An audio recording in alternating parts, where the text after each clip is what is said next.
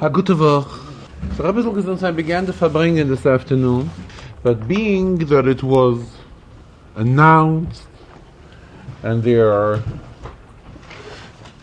notifications hanging on the wall regarding celebrating Hey Tevis, which is the day of the Netzachen of the Svarim,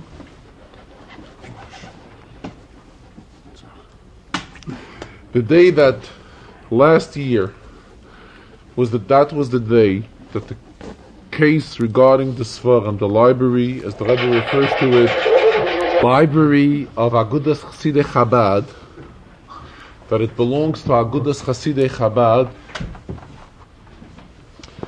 This case, which we are all aware of, and last year, Hey Tevis, the decision came out in favor that the library does belong to Agudas Chasidei Chabad and to no one else. So, being that this is an issue regarding Svarim, Rebbe says, so the way to celebrate this, we have to look into what is the ideal satisfaction.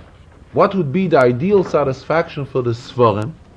Al pi Torah, in accordance to Torah, and in that way we will celebrate this day. And there the Rebbe continued. When we're talking about Svarim Bichlal, Jewish Svarim naturally,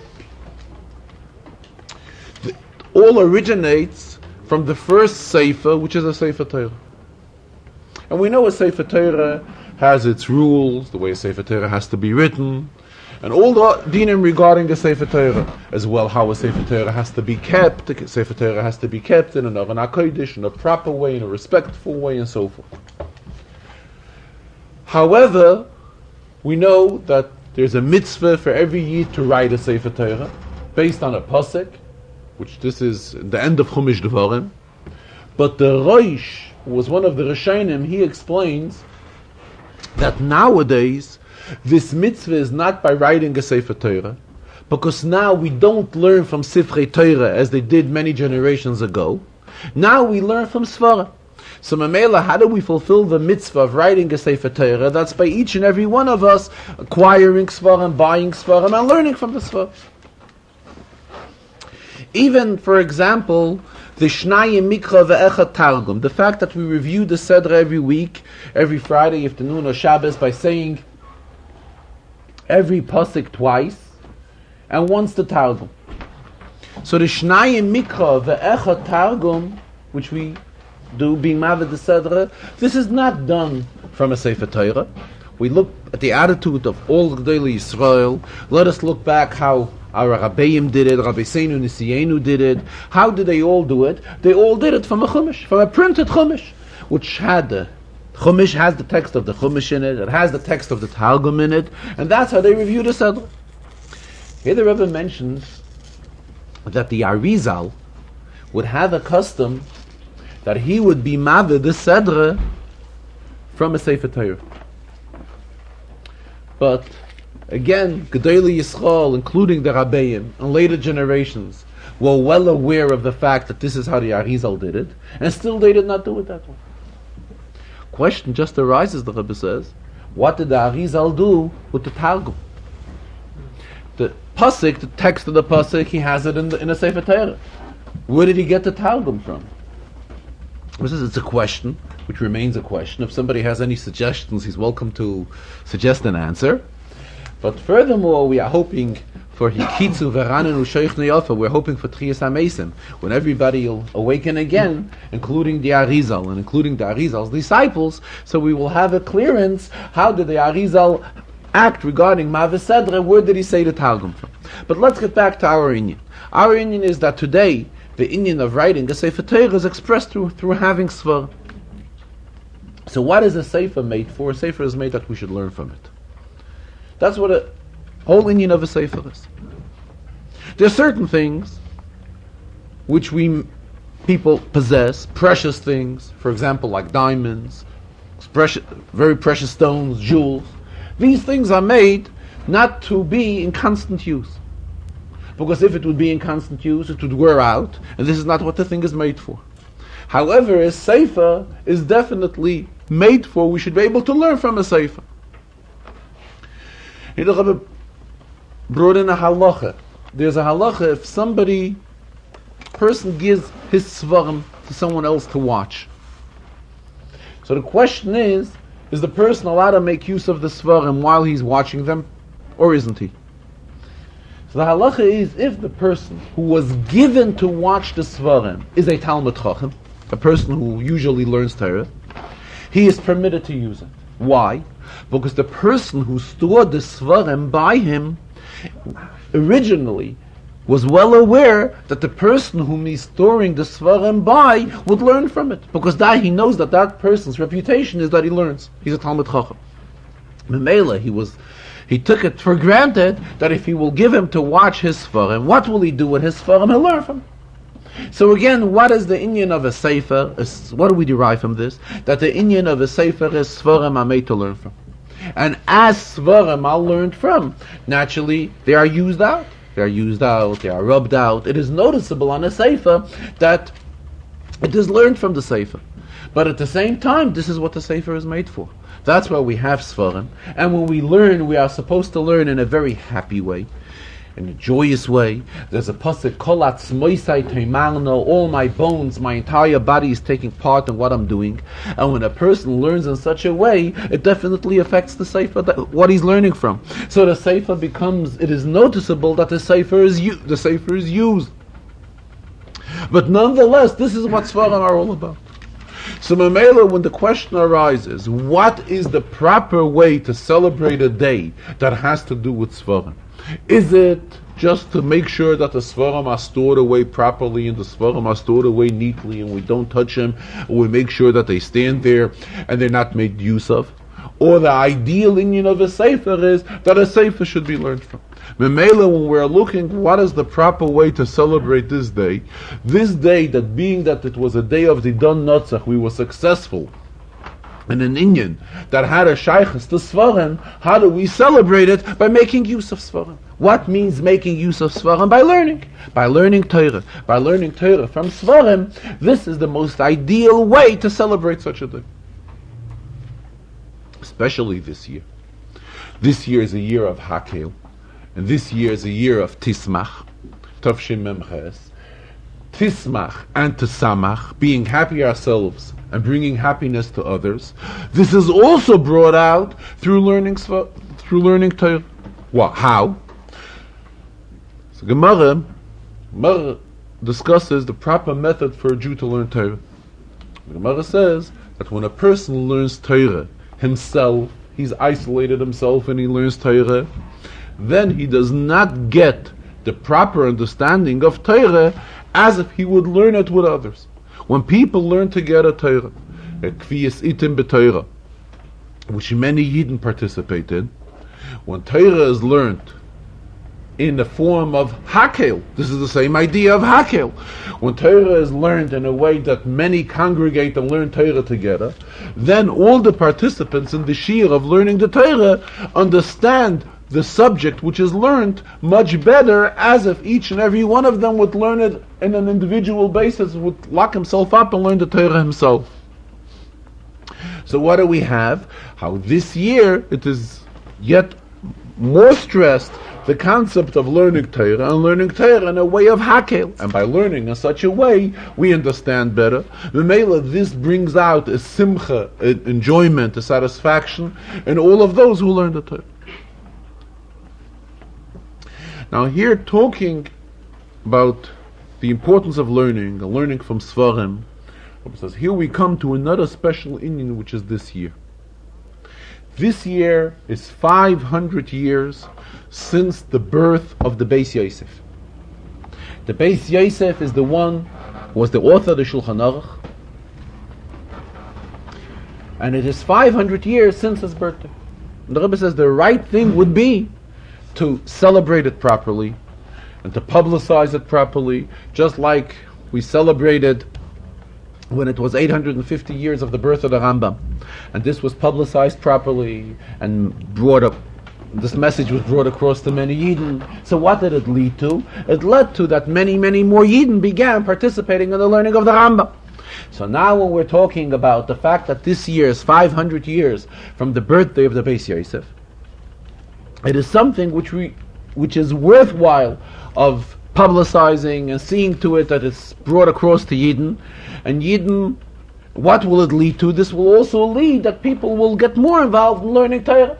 And the Torah of the Beis Yosef. Now the Torah of the Beis Yosef.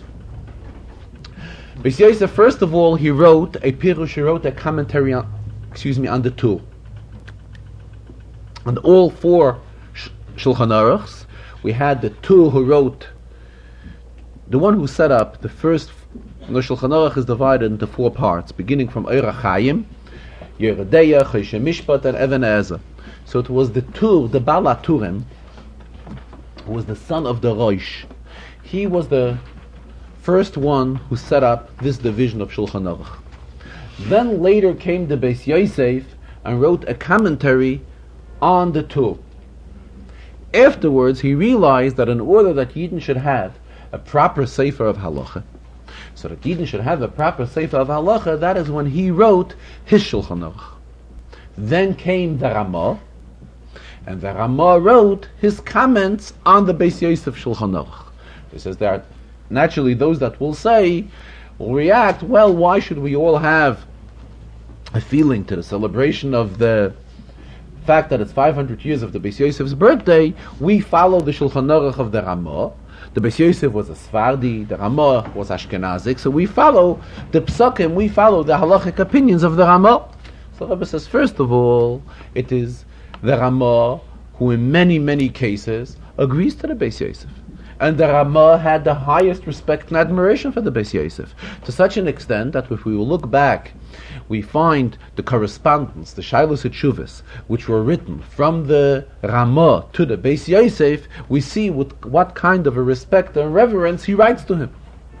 So naturally, the Ramah also respected very highly the Beis Yosef. And the Beis Yosef is the one who really laid the fundamental grounds for the halacha for the Shulchan Aruch. The way the Shulchan Aruch is set up now, we have it all based how the Beis Yosef arranged it.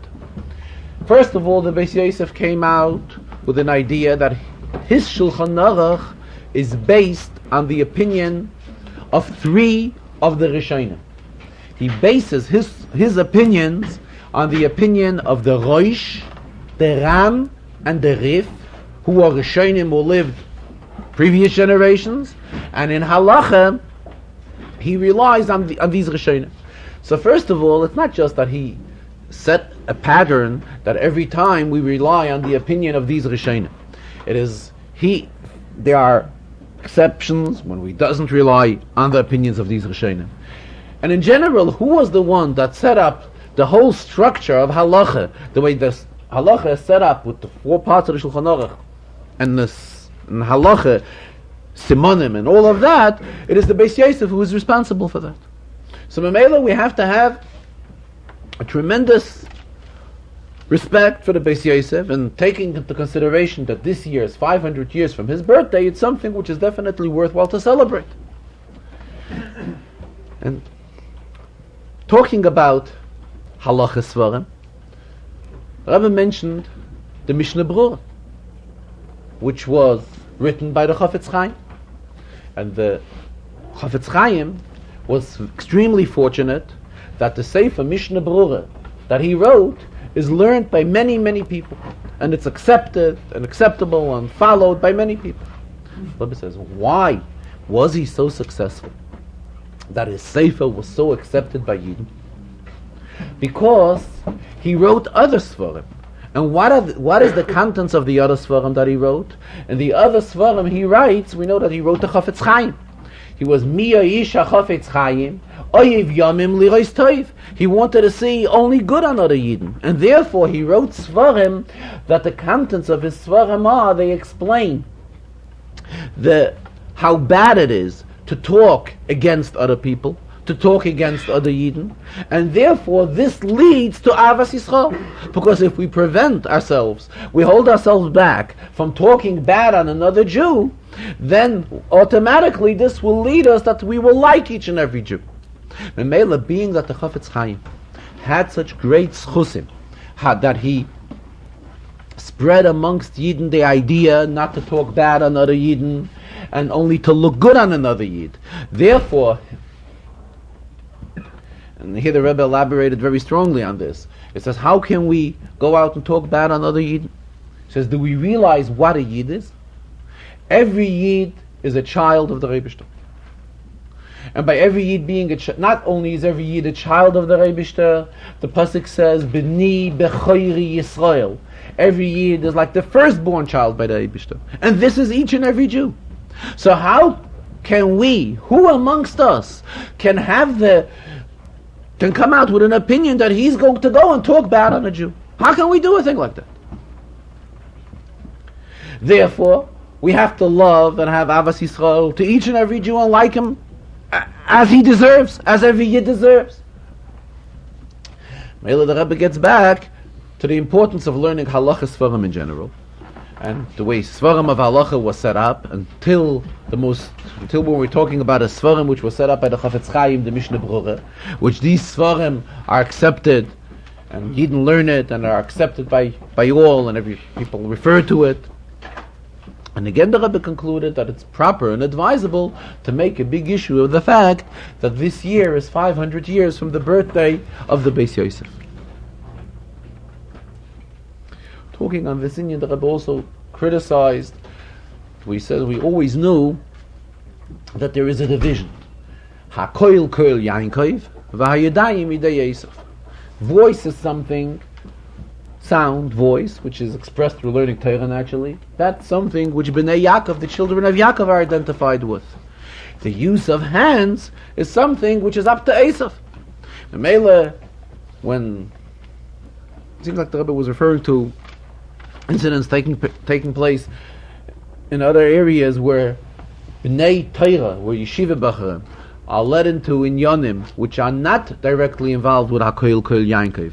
But on the contrary, it has to do with Yadayim Idei Yosef, picking up a hand on a Jew, or not even that, just talking against Yidden, or writing against Yidden, and saying things against Yidden which is the opposite of bracha, which is the opposite of a blessing on Yidden. This is something which is definitely not the right way, because what is the inyan of a Yid? An inyan of a Yid is only to express Avas Yisrael to other Jews.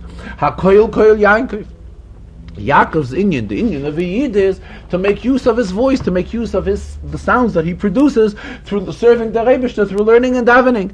The inyan of Yadayim, Yidei Esav, hands, that's something to make the usage of hands, in other words, in the negative way naturally, that's something which is left up to Esav.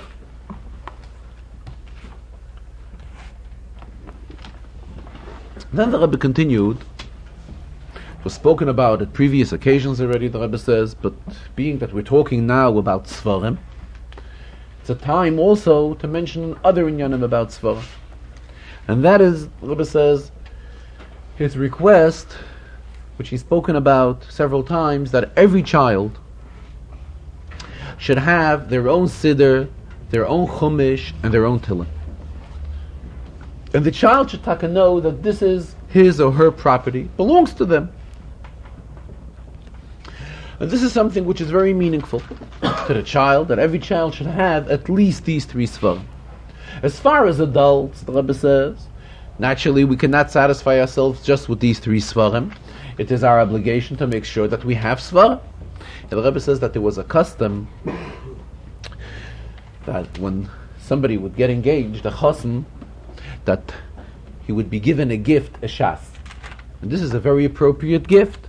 To give him a shas, that he should be able to learn Gemara, he should be able to have access to it, that in the house, it says, we know what the Pasuk says, that there's basic furnishings which come into a house. Mita, shulchan, kisei, menorah, a bed, a table, a chair, a lamp. These are basic furnitures which are needed in every home. However, a Yid has to know that together with all of these things, we also have to have additional furniture, and that is svarim.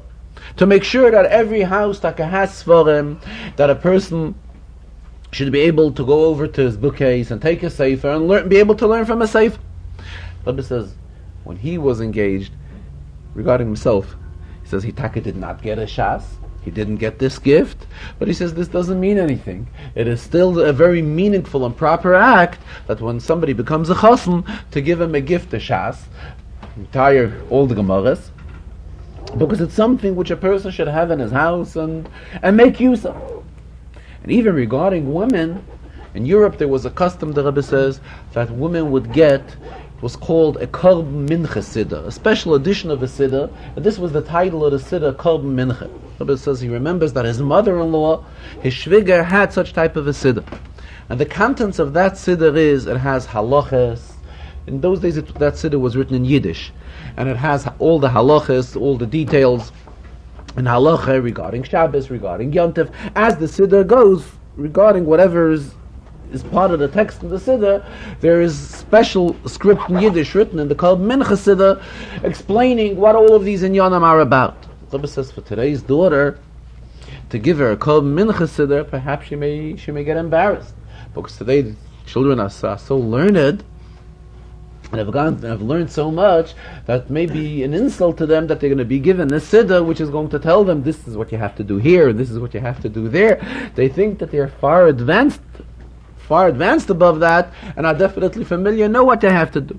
But nonetheless, there's still advantages in such type of a siddur, because this still tells us step by step whatever we have to do. And if it wouldn't be this siddur, maybe in other languages, but there are definitely proper svarim, which are for the woman as well, written in any language which she feels familiar in and free in, which are also proper svarim which a woman can make use of. The Rebbe continued to another union, again, all talking about svarim, that when the Frierdiker Rebbe came here to the United States the second time, in other words, first the Frierdiker Rebbe was here in 1930, and that was only for a visit. But in 1940, when the Frierdiker Rebbe came back here to the States to settle here, he also came out with a call, with a request, with a plea, asking people, authors, and in general people, to contribute their svarim for his library, for the library of Agudas Tzidach Chabad. And being that this is the day of the Didan Notzach, day that we succeeded regarding the library, that the library remains in the hands of Agudas Tzidach Chabad, the Rebbe again issued a strong request that in any way possible, all types of svarim or books that can, or even magazines or newspapers that anyone can think that they would be of interest to the library, it would be very much appreciated that they would be contributed to the library. The Rebbe explained that we know that, everyone spoke about it already, that in the Frierdiker Rebbe's library there were also svarim, such type of books, which are not advisable for everybody to look into. In other words, svarim which, so to speak, are not, should I use the expression, they are not all kosher svarim. And nonetheless, the Frierdiker Rebbe kept them in his library. And the reason for it is very simple, because at times we have to have access to such type of svarim as well. There's an expression in Chazal, Vida Masha Toshiv Lapikoiris. We have to know what to answer back to an apikoiris. Naturally, this is not for everyone to be in such type of a position, but the one who is put into such a position, where it has to have confrontations and discussions with certain kind of people on certain subjects, where he has to familiarize himself and know the other side of the coin as well. Such type of people, they have to have access to these type of svarim. So Rebbe was saying, so it's not that every person, anyone that would want, will be able to lend out of the library these svarim, because these svarim are only for people that the situation is that they have to make use of them. But otherwise it's not accessible to everyone. Getting back in general, it's the Rebbe's request, the Rebbe's wish, that whether it's in a format, person may have some svarim and a Yerusha, if he inherited them, which are taken over estates, or any other way, svarim which could be of value to the library, the Rebbe asks very strongly that they should be donated and contributed to the library, so that the library will again be in a position of growing, and anyone that would need the proper svarim from there will be able to have access to them. Later in the Farbrengen, the Rebbe spoke in Indian in the Rashis, in fact 2 Rashis he explained in this week's Sedra, and also explained the Shir in today's Shir in the Rambam. First let us go to the Rashis. It was somewhere in the Sichos today that the Rebbe mentioned that there's a Gemara. There's a Gemara that two Amoyroim were together, and one Amoyre was saying halachas. So the other one, his colleague, whoever he was sitting with, agreed to the halachas that he said. So he tells him, I don't need you here that you should agree to whatever I say. That's not what I need you for. On the contrary, if there's something I say that arouses question, something that I say which you don't understand, it would be advisable that you raise the question to me. So Rebbe says the same thing. Says there are those that think whatever Pliny ben Pliny, actually he was referring to himself, says has to be taken for granted, and that's it. You're not allowed to ask any questions, you're not allowed to question it, and just take it as it is without any reaction. The Rebbe says this is not his wish, this is not his request. On the contrary, whenever he says something in learning the Sichos which arouses questions by anyone, they are definitely welcome to raise the questions and to ask the questions, and it's extremely, extremely appreciated. In fact, the Farbrengen, the Rebbe also mentioned another. When the Rebbe was talking about the importance of learning halacha, the Rebbe said that someone once came to the Ragachava and wanted from the Ragachava that he should give him smicha, that he should ordain him to become a rabbi. So the Ragachava, it seems like, did not want to get involved with this person, but he sent him off to somebody else, to another great scholar, that he should go to this scholar and get the smicha from him. But together with it, he gave him a message. He said, make sure that you are well prepared in the halachas of Sefer Torah.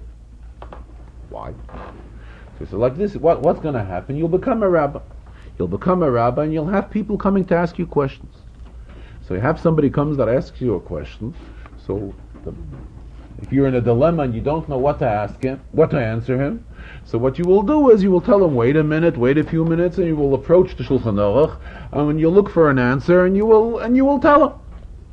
But what are you going to do with the laws of Sefer Torah? You're going to be a rabbi in a shul, and the people are leaning out of the Sefer Torah, and all of a sudden a question arises in the Sefer Torah, and it's a question whether this letter is kosher or is not kosher. In other words, a question if the Sefer Torah is kosher or not. What are you going to say? You'll tell the entire audience in the shul should wait, and you'll make them all sit there, and you'll run to the sefer, and you'll pull out a sefer, and you're going to look up what's the halacha in such a case. Is it permissible or isn't it permissible? So if he said, make sure one thing, that the halachas of Sefer Torah you know proper, because otherwise you're going to come into situations where you're going to be very uncomfortable.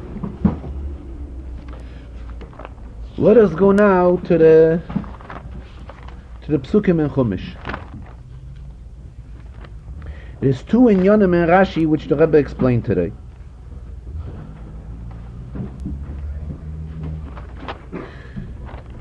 When Yosef met his family, they were again united, and Yosef is trying to relate to them what has happened throughout all the years that they were not together.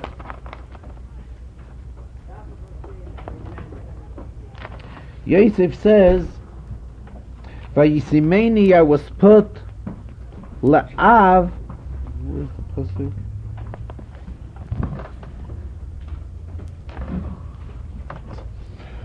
First pasuk after Shlishi, thank you. Va'ata, now lo yatem shalachtem eisihena, it is not you that has sent me here, ki olakim, but the Rebishter.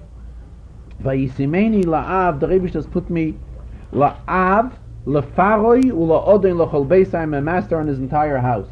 U'meishel b'chol eretz Mitzrayim, I'm ruling all over Mitzrayim.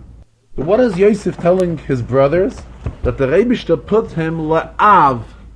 Normally we know, how do we teach av? Av is one of the very simple words in Hebrew. Av usually means a father. So what does Yosef say? I was put as a father to Paroi ula'odin lechol beis. But if we look into Rashi, we see that Rashi teaches different. La'av, what does Rashi say? L'chaver, for a friend. But that's not enough. Rashi goes on, u'lepatroin. So the question arises, what's bothering Rashi here? What's not understood here in the pasuk? That Rashi has to say that the word Av does not mean Av, a father. Av normally means a father, or the way we could teach it, it would mean an elder.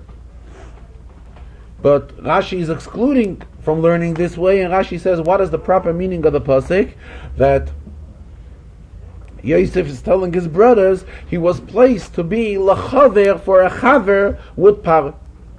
If we were to look into Onkelos, who also translates exactly what the meaning of the psukim are, we will take a see that he teaches Vishavini, I was made la'aba, for a father, or for an elder to Paro.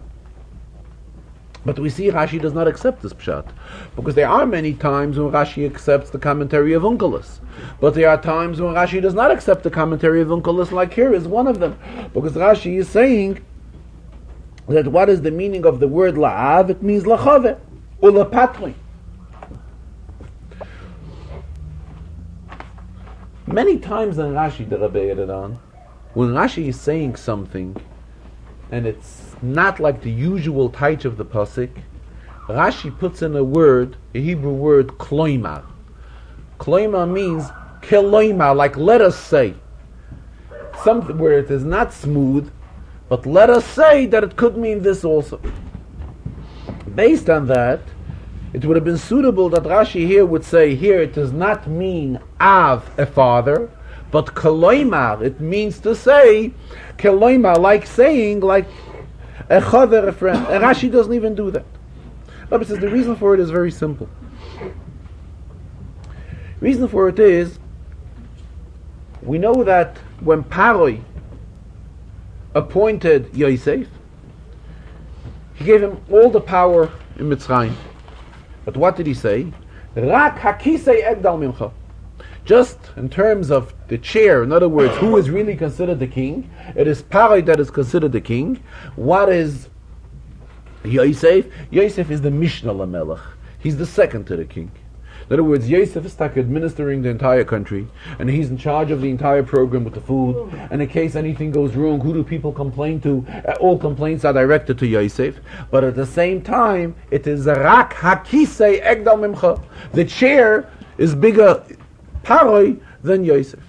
So Memela, we can't learn that when Yosef is saying Vayisimeni la'av leFaroi u'la'odin l'chol beisai, that when Yosef is telling his brothers, he was put as an Av, and to teach Av that it means a father or an elder, to Paroi and his entire household. We can't learn that way, because this is contradictory to the pasuk.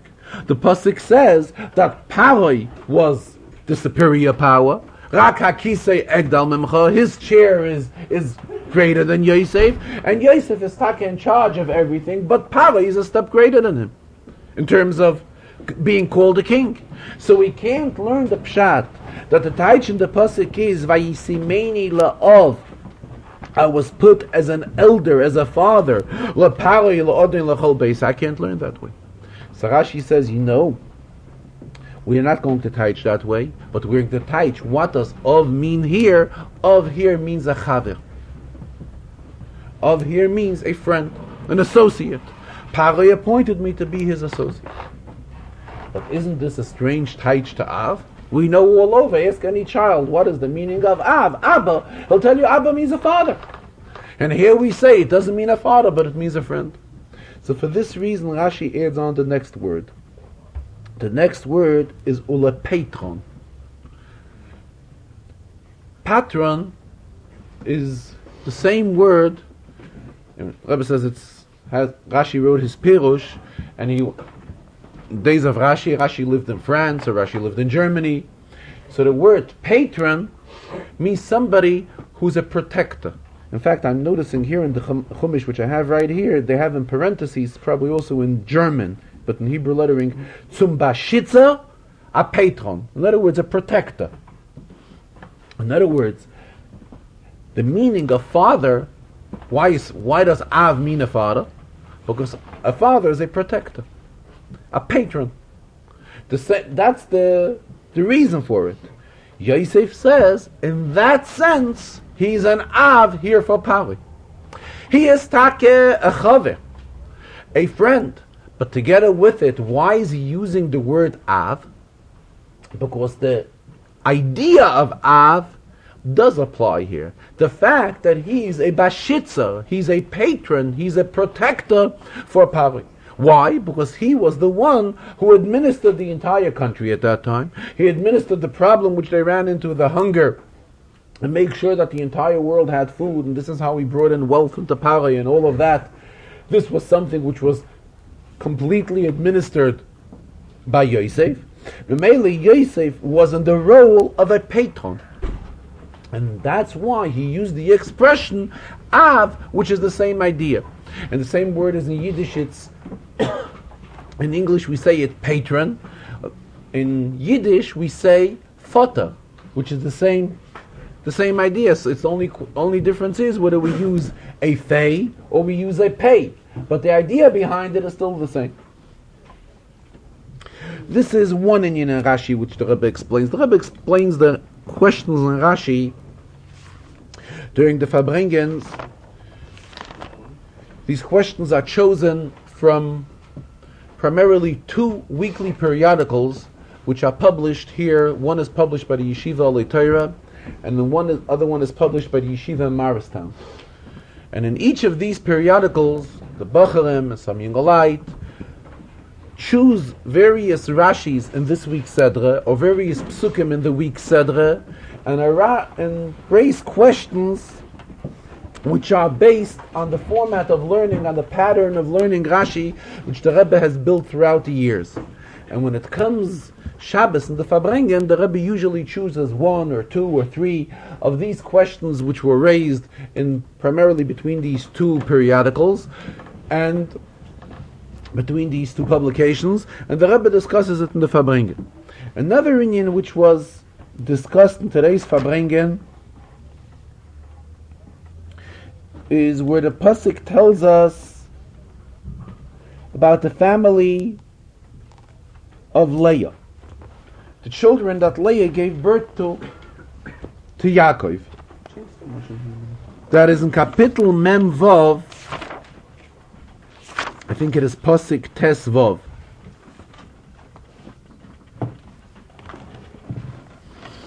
And there the pasuk says, "Eila b'nei Leah, these are the children of Leah, asher yolda leYaakov, which she bore into Yaakov, beFadan Aram and Padan Aram, ve'ez Dina bitoi, and Dina his daughter."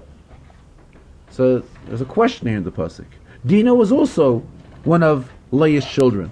So why is there a definition? Why does the pasuk discuss the sons of Yaakov separately, and then when it comes to Dina, it says, "Ve'ez Dina bitoi, and Dina his daughter"? So there's a Rashi, where Rashi explains it. Rashi gives the following explanation, that the pasuk assigns the males to Leah and the females are assigned to Yaakov. This comes to teach us that when the female is the first to emit semen, then she bears a male. But when the male is the first to emit semen, that is when she bears a female. This is what Rashi explains this pasuk. What does Rashi base this on? Because the pasuk uses the expression as follows: Eila b'nei Leah. When we're talking about the sons of Leah, the pasuk says, "Asher yolda," that Leah gave birth to Yaakov. Befadan Aram. Then we see the pasuk lists Dina separately. And in what way is Dina listed? Dina bitoi, Dina his daughter. So the sons are assigned to Leah. The daughter is assigned to Yaakov. So based on this, Rashi brings on behalf from our Chachamim, from the Gemara, this conclusion. Fine. All of this is because the Rebbe says, furthermore, the pasuk says, "Eila b'nei Leah asher yolda leYaakov." Where were they born? Bepadan Aram. The pasuk tells us the place where they were born, in Padan Aram. Where was Dina born? Also in Padan Aram. So why does the pasuk break up in between the boys and the daughter? So this is a stronger indication for Rashi to bring us this interpretation, that there's a difference what leads to the birth of a male and what leads to the birth of female. Fine. He says, however, the child is learning Chumash. And the child, he says, a child remembers what he learned 2 weeks ago. And if he learned by a good malamed, by a good teacher, then the teacher also remembers what he taught his child 2 weeks ago. What did we learn 2 weeks ago? Vateitze Dina Bas Leah. The pasuk is talking about the same Dina who we're talking about. And what kind of title is Dina given? How do we refer to Dina? Dina, the daughter of Leah. Right now we are learning here in the pasuk that a daughter is supposed to be assigned to the father. When it comes to the pasuk, which we learned 2 weeks ago, there the pasuk says, Vateitze Dina Bas Leah. What says the reason? What is the explanation to this? So if we go back to that pasuk, we will see that Rashi says something there. Rashi says, why is she mentioned as the daughter of Leah? So Rashi says that the whole problem which aroused with Dinah was that she was a yatsonis. She was outgoing. She was a little too much outgoing, as it's befitting for a Jewish girl, for a Jewish daughter. And why was she that way? Because she was the daughter of Leah, that Leah was also had the same habit. Her mother was a yatsonis, and she was also the same. Mela, what do we see from this?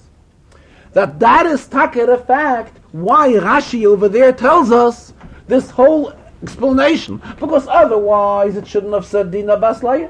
Otherwise it should have said Dina Bas Yaakov.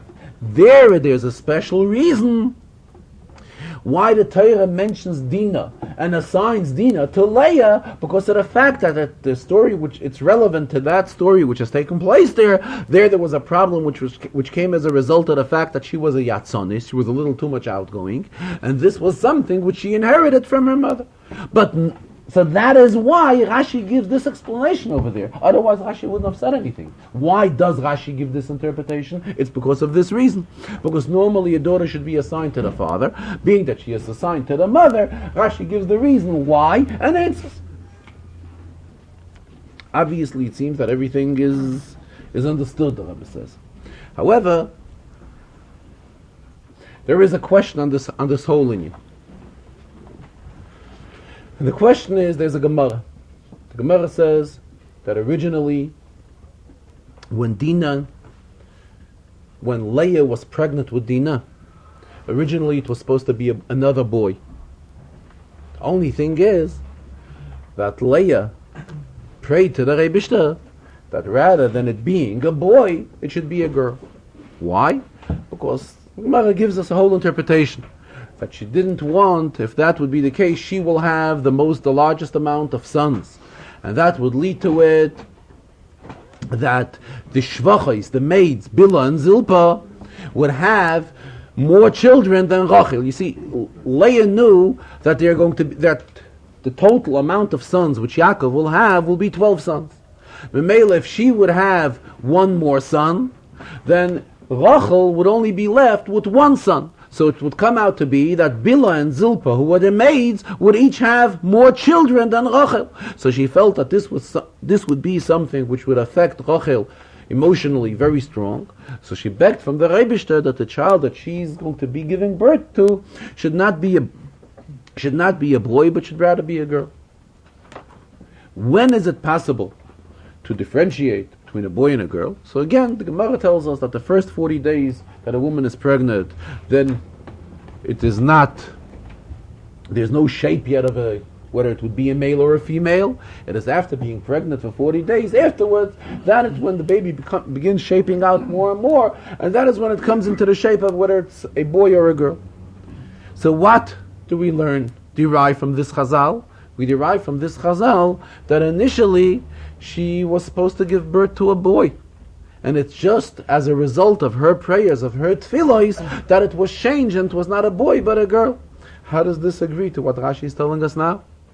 Rashi is telling us, giving us a whole reason what led to the birth of a girl, why she bore a female. if we know from a Chazal, from a Gemara, that it's completely contradictory to this? Because according to the Gemara, she should have given birth. Taka should have been a boy. The only thing it was she had her reasons that she didn't want to hurt her sister Rachel, and that is why she prayed to the Rebbe that it should not be a boy, but should rather be a girl.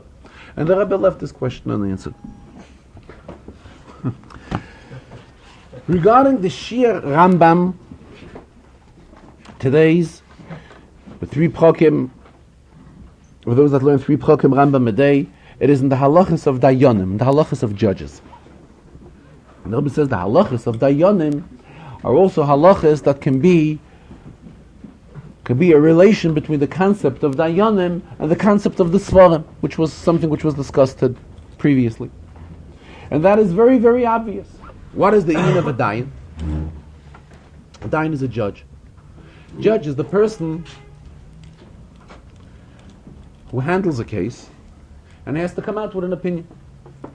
For example, we know that in Gemara, when we have disputes between Beis Shammai and Beis Hillel, the house of Shammai and the house of Hillel, so we know that the halacha is always, at least in most cases, the halacha is according to the house of Hillel.